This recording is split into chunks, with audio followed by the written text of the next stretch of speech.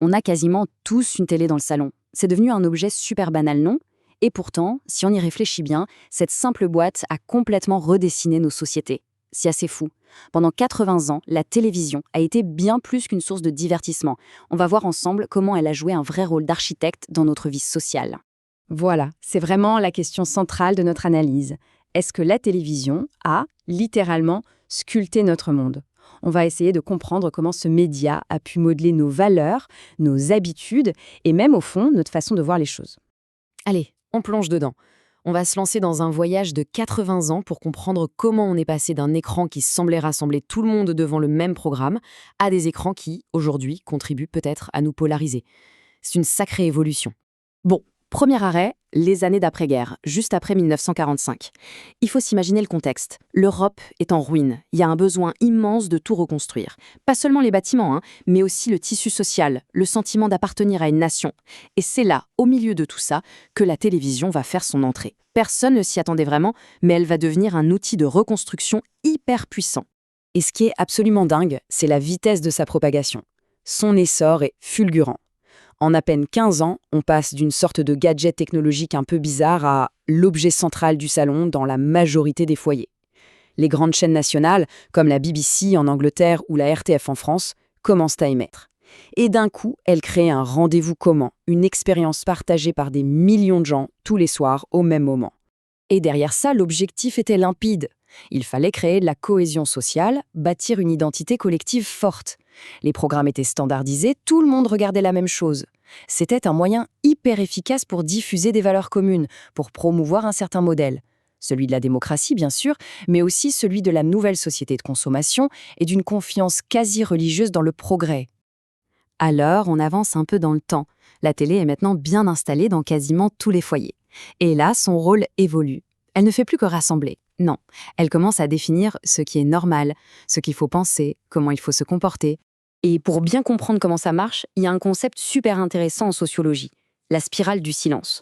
En gros, l'idée est assez simple. Les médias, et surtout la télé à l'époque, présentent une opinion comme étant celle de la majorité. Du coup, si on pense différemment, on a peur d'être isolé, mis à l'écart. Alors qu'est-ce qu'on fait? On se tait. Et à force de se taire, on finit parfois même par se ranger à la vie générale. La télé a été le moteur surpuissant de cette spirale. Et les exemples de normes que la télé diffusait sont hyper parlants. Pensez aux séries américaines de l'époque, comme Leave It to Beaver, qui exportaient partout l'image de la famille nucléaire idéale. Les pubs, elles, créaient des envies, des désirs de consommation complètement standardisés. Et puis bien sûr, les rôles de genre, très très stéréotypés. La télé était une sorte de miroir, mais un miroir un peu déformant, qui non seulement montrait la société, mais qui surtout renforçait ses codes et poussait tout le monde à s'y conformer. Bon, on arrive dans les années 80 et 90. Et là, c'est un nouveau virage. Avec la multiplication des chaînes grâce au câble, et surtout l'arrivée de la télé-réalité, tout bascule. La vie privée, l'intime, ça devient un spectacle, un produit comme un autre destiné à divertir le public. Il y a cette citation incroyable de Guy Debord qui date de 1967, donc bien avant la télé-réalité. C'est hallucinant de voir à quel point il avait vu juste. Il dit, en substance, que le spectacle, ce n'est pas juste un tas d'images. Non, c'est un rapport social entre des gens, mais qui passe par des images. Autrement dit, la vie elle-même devient une grande représentation et l'écran devient notre principal médiateur. Et ça, c'est vraiment le cœur du truc. On passe de la vie réelle à la vie spectaculaire. L'expérience qu'on vit pour de vrai est remplacée par sa mise en scène. L'action concrète est remplacée par le fait de regarder les autres agir. Avec des émissions comme Love Story ou Big Brother, le but du jeu, ce n'est plus de vivre des choses, mais d'être vu par les autres en train de les vivre. La nuance est énorme. Ce que la télé-réalité a réussi à faire, c'est de rendre complètement normale, et même désirable, l'idée d'exposer sa vie privée. D'un coup, la nouvelle norme, c'est de chercher la célébrité, même pour 15 minutes. Et quand on y pense, c'est ni plus ni moins que l'ancêtre direct de ce qu'on voit aujourd'hui avec la culture des influenceurs et du personal branding sur Instagram ou TikTok. Et voilà, on arrive à notre époque, à l'ère du numérique. La question, c'est que reste-t-il de cet héritage de la bonne vieille télé de masse maintenant qu'on a Netflix, YouTube, les réseaux sociaux? Eh bien, le plus grand changement, c'est qu'on a éclaté le consensus de masse. Fini le temps où tout le monde était devant le journal de 20 heures. Aujourd'hui, on vit dans des bulles, des communautés en ligne. Et chacune de ces bulles a ses propres normes, ses propres références, ses propres codes, qui sont constamment renforcés par les algorithmes. Les mécanismes d'influence ont donc évolué. On ne cherche plus à ce que tout le monde pense pareil. Au contraire, on assiste à une polarisation. Mais l'influence, elle, est toujours là. Et il y a ce vieux concept d'un philosophe, Michel Foucault, le panoptique, qui devient d'une actualité brûlante. Imaginez une prison où un gardien peut voir tout le monde sans s'être vu. Les prisonniers, ne sachant jamais s'ils sont observés, finissent par se surveiller eux-mêmes en permanence.